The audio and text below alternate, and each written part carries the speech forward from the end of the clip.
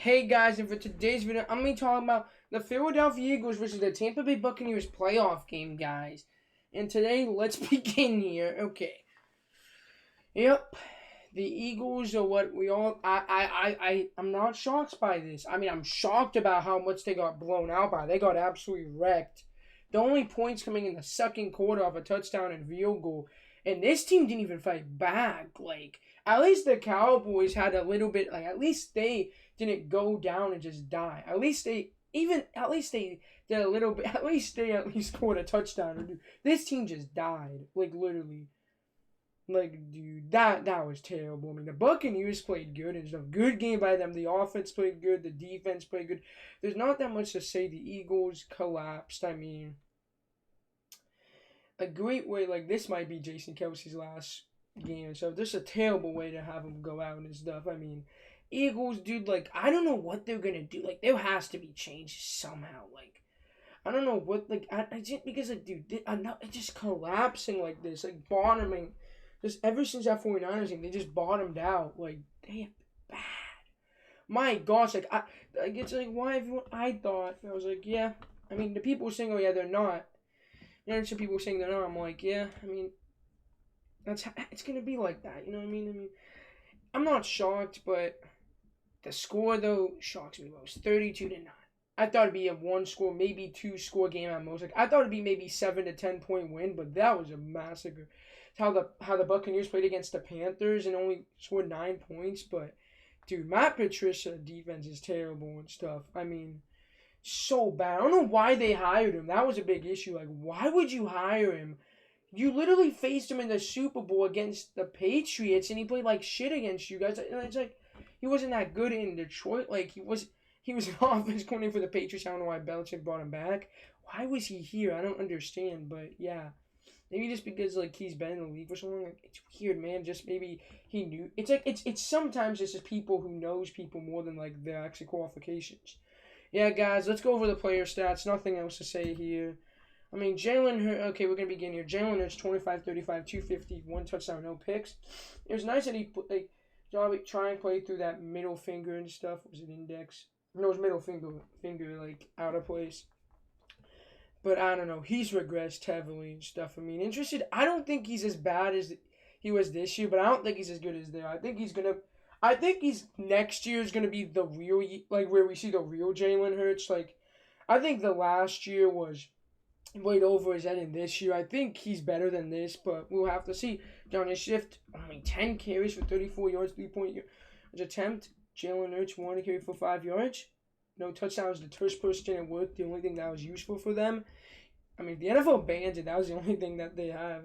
Now, Kenneth Gainwell, 4 carries for 3 yards, 0.8 yards attempt, no touchdowns.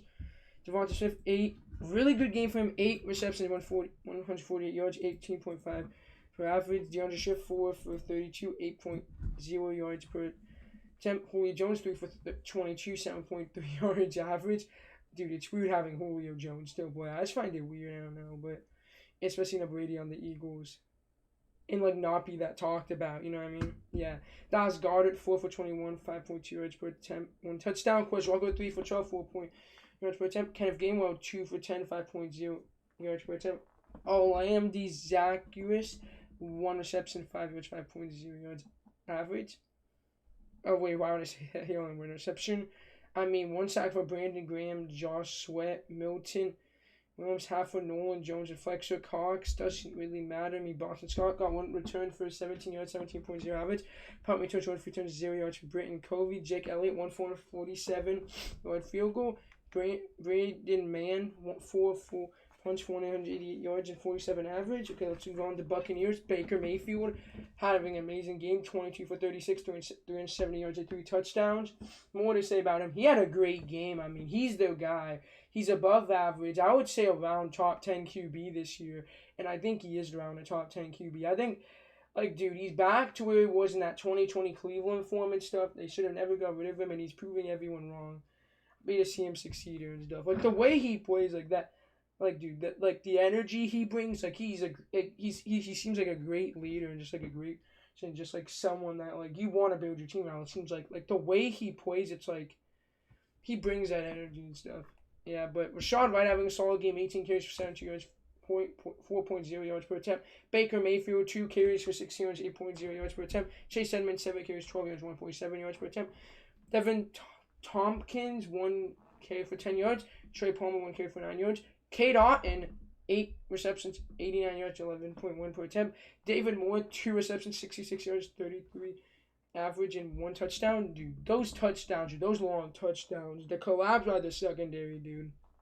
It's nice to see him. He was picking up parts of all day. Trey Palmer, 1 reception, 56 yards, 1 touchdown.